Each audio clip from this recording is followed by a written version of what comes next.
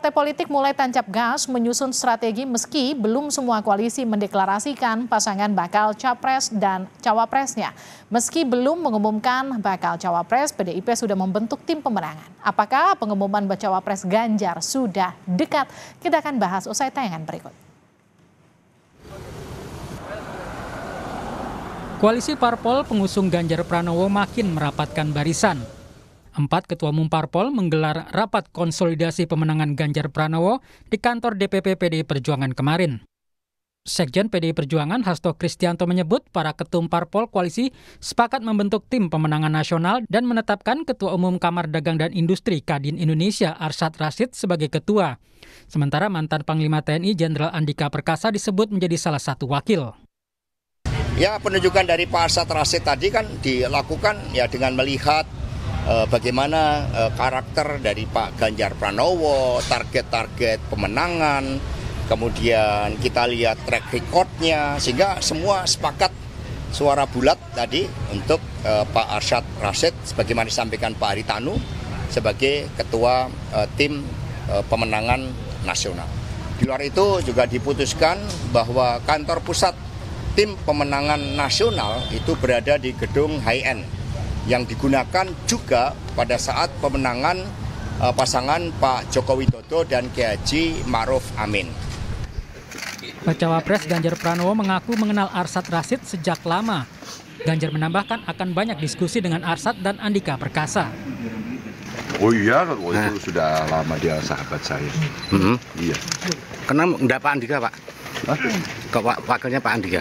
Kenapa? Wakilnya Pak Andika. Oh, wakilnya masih banyak yang harus didiskusikan dan diobrolkan. Soal bacawa pres Ganjar Pranowo, Hasto Kristianto menyebut akan segera dipastikan setelah Ganjar mengakhiri tugasnya sebagai Gubernur Jawa Tengah.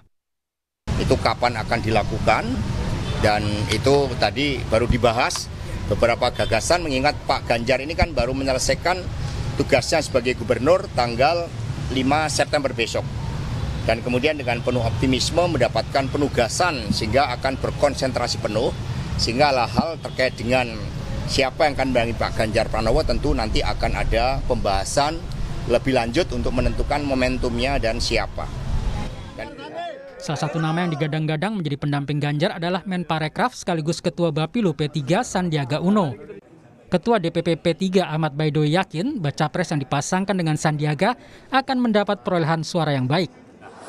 Dengan kelebihan-kelebihan yang dimiliki oleh Pak Sandiaga Uno, kami optimistis bahwa Pak Sandiaga Uno nanti yang bisa terpilih mendampingi Pak Ganjar. Kalau berarti peluang Ganjar Sandi itu besar ya Pak di sini? Ya kalau dari versi P3 sangat besar, karena berdasarkan hasil survei yang tadi sama kekuatan-kekuatan yang saya ulas tadi. Gitu. Apakah nanti Sandi yang akan dipilih? Ya mudah-mudahan. Saat ini Ganjar Pranowo diusung oleh PDI Perjuangan, P3, Perindo, dan Partai Hanura. Di pemilu 2019, keempat parpol meraih suara sah nasional lebih dari 39 juta suara atau 27,46%. Sementara baca pres Prabowo Subianto didukung Gerindra, PAN, dan Golkar, serta Partai Bulan Bintang. Pada pemilu lalu, mereka meraih suara sah nasional lebih dari 45 juta suara atau 32,51%. Sedangkan baca pres Anies Baswedan diusung Nasdem, PKB, dan PKS. Ketiganya meraih suara sah nasional lebih dari 37 juta suara atau 26,95%. Parpol pendukung Ganjar sudah ancang-ancang untuk kokohkan fondasi koalisi demi memenangkan Ganjar Pranowo di Pilpres 2024. Tim Liputan Kompas TV. 4 ketua umum parpol koalisi pendukung Ganjar Pranowo menunjuk Ketua Kadin Arsyad Rashid dan Andika Perkasa memimpin tim pemenangan Ganjar di Pilpres 2024. Seperti apa kerja dari tim pemenangan ini dan apakah pembentukan tim ini makin memperjelas siapa sosok yang akan jadi pendamping Ganjar? Kita akan bahas bersama Wasekjen PDI Perjuangan Eriko Sotarduga. Bang Eriko, selamat malam. Selamat malam, Assalamualaikum. Waalaikumsalam. Kita juga akan sapa Direktur Eksekutif Carta Politika Yunarto Wijaya. Mas Toto, selamat malam. Selamat malam, Livi, Bang Eriko. Saya ke Bang Eriko dulu ya, Mas Toto ya. Bang Eriko, jadi ada Arsyad Rashid, ada Andika Perkasa, satu backgroundnya bisnis, satu backgroundnya mantan Panglima, jadi ketua pemenangan. Emang rekam jejaknya kalau kita bicara dari background mereka, tapi cawapresnya belum ada, sudah bentuk tim pemenangan, artinya bentar lagi deklarasi ya? Begini, Mbak Livi, ya kalau mau dikatakan sebentar lagi deklarasi kan boleh-boleh saja, ini kan namanya apa? Namanya menduga-duga, namanya prediksi kan boleh juga Mbak Livi. Tidak ada yang salah dalam hal ini. Nah, kenapa kemarin itu dibentuk yang namanya tim pemenangan nasional yang diketuai oleh Mas Arsyad Rashid? Itu sebenarnya kalau dilihat secara jelas, tadi sudah Mbak Livi sampaikan, begitu juga dari Kompas TV, hitung-hitungan daripada persentase suara. Tapi kalau boleh saya di sini mau merewind ulang situasinya sesuai dengan katakan hasil survei dari Kompas, dari SMRC yang terakhir, begitu juga saya rasa Mas Toto juga sependapat bahwa keempat partai yang bekerja sama ini kurang lebih dari hasil survei itu sudah lebih dari sepertiga, kurang lebih 35%. Nah kalau kita lihat Mbak Livi, dari kurang lebih 35% ini, apakah itu sudah cukup untuk memenuhi syarat untuk menang? Tentu belum. Masih memerlukan katakanlah kurang lebih 16-17% lagi. Nah ini yang diharapkan, di mana ketuanya ini adalah Mas Arsyad Rashid, begitu juga didampingi dengan Mas Andika, dan pasti nanti ada wakil-wakil ketua yang lain dan juga pembidangannya. Fokusnya adalah untuk ke sana. Bagaimana merangkul suara-suara yang masih ada, yang peluangnya masih besar berdasarkan hasil-hasil survei itu. Itu yang sebenarnya mau disasar. Dan kalau kita paham sebenarnya track recordnya dari Mas Arsyad Rashid ini, beliau adalah seorang ketua umum Kadin, seorang yang berpengalaman dalam usaha, mempunyai network yang baik. Nah ini penting, tapi juga penting juga didampingi juga oleh seperti Mas Andika, di mana Mas Andika Perkasa ini kan orang yang disiplin dari latar belakang yang sudah menyelesaikan tugas di TNI, ya ini juga perlu satu kesatuan. Jadi Mbak Livi, kalau dilihat pertemuan kemarin itu, di kerjasama kita yang 4 partai ini memang punya kedisiplinan, bahwa kita membahas semua ada waktunya. Kalau sekarang kan sudah jelas bahwa Mas Ganjar sudah menyelesaikan tugasnya. Ya. Nah, kemarin itu memastikan siapa ketua tim pemenangannya, kemudian langkah-langkah apa berikutnya ini. Ini kan sekarang Mas Ganjar sudah menjadi manusia yang bebas, sudah betul-betul bisa melakukan segala kegiatan tanpa batas lagi. Oke, izin saya potong Bang Eriko.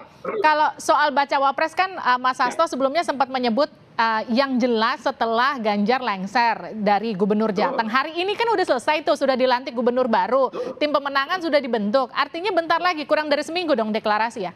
Nah, kalau saya jawab seperti itu nanti ini semua sudah menunggu-nunggu, bisa tidak. Kan waktunya nggak apa-apa, saya belum nanya siapa loh. Saya masih nanya waktu loh, saya belum nanya siapa.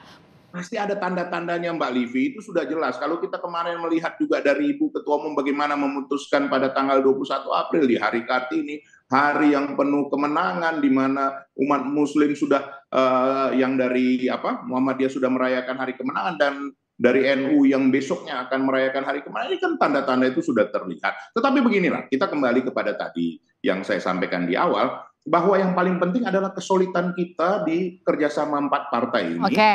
Bagaimana strategi untuk ke depan memenangkan. Baik. Nah, bonusnya apa? Disitulah pentingnya nanti untuk mendapatkan 17-18% suara ini, di mana calon wapres ini juga akan menjadi perhatian bagi masyarakat. Ini menjadi, katakan menjadi suatu nilai yang menaikkan daripada Mas Ganjar dari calon wapres. Nah, itu tentu tidak bisa buru-buru Mbak Livi. Ini kan juga ada yang tadinya sudah calon, ini ternyata sudah keluar, sudah bergabung dengan yang lain. Nah, tentu kan kita harus bahas lebih lanjut. Ini nanti pertemuan ketua umum partai yang akan membicarakan hal ini Mbak Livi. Baik. Itu sudah. Saya ke Mas Toto. Mas Toto, ada nama Arsyad Rashid, Andika Perkasa. Bagaimana keduanya bisa membawa kemenangan bagi Ganjar Pranowo? Iya, saya pikir sih tujuan pertemuan kemarin pertama bukan hanya sekedar mengumumkan nama ketua tim SES ataupun nama wakil ya, tetapi saya lebih melihat menyikapi kondisi terkini. Karena kalau kita ingat kan kemarin ada sebuah gonjang-ganjing baru lah, misalnya perpindahan ganti pemain nih kan antara dua koalisi di pihak sebelah, yang kemudian memunculkan isu terkait juga dengan koalisinya Mas Ganjar. Misalnya spekulasi ketika kemudian Demokrat sekarang nih kayak layang-layang putus misalnya, lalu muncul spekulasi bisa saja muncul kemudian koalisi keempat, yang di situ muncul isu mengenai Sandiaga dengan AHY. otomatis artinya P3 ada isu spekulasi akan diambil. Saya pikir apa yang ditunjukkan kemarin itu untuk menegaskan terlebih dahulu bahwa koalisi 4 partai solid termasuk P3. Karena kemudian akhirnya muncullah statement dari P3 bahwa P3 tetap ada di dalam barisan koalisi Mas Ganjar. Bahkan kalimat itu sudah keluar dari Mas Sandi, sehingga minimal akan membantah spekulasi mengenai munculnya koalisi keempat. Yang kedua, kalau dari sisi timing juga kita lihat kan sehari sebelum Mas Ganjar hari ini nih ya resmi sudah tidak lagi menjabat sebagai gubernur Jawa Tengah, artinya setelah ini pengen tancap gas. Itu yang kemudian disimbolisasikan dengan tanda kutip mengumumkan nama dari ketua tim ses dan wakil ketua tim ses yang mengindikasikan bahwa memang setelah Mas Ganjar, istilah Bang Eriko tadi, menjadi manusia bebas, kemudian akan tancap gas. Dan bukan tidak mungkin muncul spekulasi bahwa ada pembicaraan lebih lanjut bahwa harus ada mulai mengkerucut mengenai nama-nama yang akan muncul sebagai cawapres, suka atau tidak dalam konstelasi yang terkini, apalagi setelah kemudian Mas Anies dengan Caimin sudah mendeklarasikan dirinya ya, pertarungan cenderung bisa dikatakan makin merata. Karena kalau kita lihat misalnya basis suara PKB yang selama ini menopang suara Pak Prabowo di Jawa Timur, cenderung mungkin bisa diambil oleh Mas Anies. Cenderung pertarungan akan lebih merata, dan pada saat pertarungan lebih ketat, yang namanya cawapres itu tidak lagi menjadi pajangan dalam konteks kampanye, dia bisa menjadi faktor determinan juga untuk menentukan kemenangan. Saya sepakat tentang itu. Dan siapa yang kemudian sosok yang paling cocok mendampingi Ganjar? Ya, kalau kita lihat dari nama-nama yang muncul, dan saya mau berspekulasi ya terkait dengan konstelasi terakhir, paling tidak ada 4 nama yang saya pikir bisa masih masuk dalam radar dari koalisi Ganjar. Ada 2 yang berlatar belakang ekonomi, tanda kutip, kalau berbicara mengenai simbol-simbol tantangan ke depan mengenai ekonomi dari Pak Jokowi. Di situ ada Erick Thohir, ada Sandiaga Uno, apalagi Sandiaga Uno bagian dari koalisi Mas Ganjar dengan P3-nya. Tapi bisa juga muncul nama seperti Ridwan Kamil yang bisa menjadi variabel komplementer dalam konteks melengkapi kekuatan Mas Ganjar yang tidak terlalu kuat di Jawa Barat. Bisa juga muncul nama seperti Pak Mahfud MD yang kita tahu dalam survei-survei juga namanya cukup baik ya. Jadi kalau saya coba lihat ada 4 nama itu yang mungkin masuk dalam radar dan menjadi logis dalam hitung-hitungan kalkulasi elektoral. Tapi bukan tidak mungkin loh muncul nama-nama yang kita tahu mumpuni simbol representasi keberlanjutan Pak Jokowi, misal Sri Mulyani Indrawati, misal juga Pak Basuki Hadi Mulyono. Jadi menurut saya masih sangat mungkin muncul berbagai macam nama, dan apakah akan dalam waktu dekat? Hitungan saya seharusnya kalau pertarungannya ketat, kartu as jangan dibuka terlalu cepat, karena lawan akan dengan mudah bisa membaca permainan. Jadi terkaan saya akan ada upaya saling mengintip antara koalisi Prabowo dengan koalisi Ganjar. Berbeda situasi psikologisnya dengan koalisi Mas Anies yang ada dalam kondisi survive. Ketika harus survive, yang dilakukan adalah mencawapreskan dalam waktu cepat. Wait, jangan buka kartu as dalam waktu cepat. Ketika Mas Toto ngomong gitu, Bang Eriko langsung ngangguk. Itu artinya berarti memang belum mau cepat-cepat. Gitu ya Bang Eriko ya. Saya merhatiin ekspresinya Bang Eriko dari sini.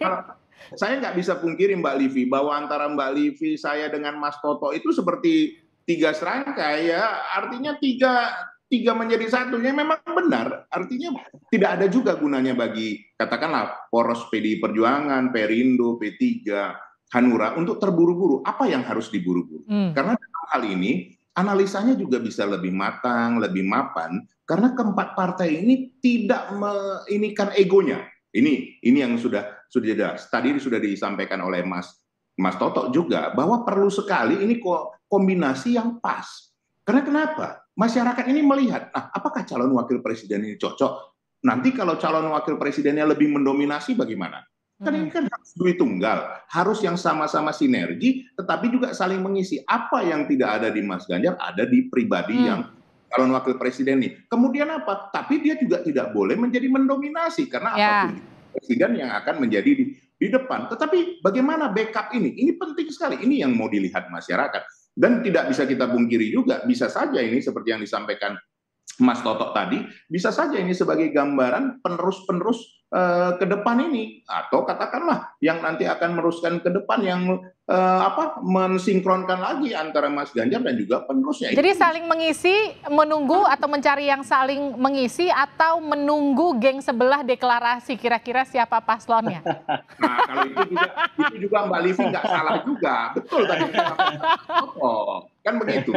Jadi tidak ada di sini hal yang kita mau terburu-buru dalam hal ini. Dan saya punya satu keyakinan bahwa ini nanti akan pada waktu timing yang pas. Memang kalau dilihat jarang, boleh dikatakan tidak pernah PDI Perjuangan bersama kerjasamanya itu sangat buru-buru menentukannya atau katakan lebih dahulu menjelang akhir. Tapi ya sekali lagi kita lihatlah ke depan ini. Baik, terima kasih Bang Eriko. Satu game changer baru loh. Mungkin Livi yang menarik adalah ada satu partai yang saat ini sangat mungkin bisa masuk juga gitu dalam barisan koalisi PDI Perjuangan. Itu kan juga bisa menjadi game changer tersendiri. Nah, iya, karena itu sebenarnya lagi ditungguin.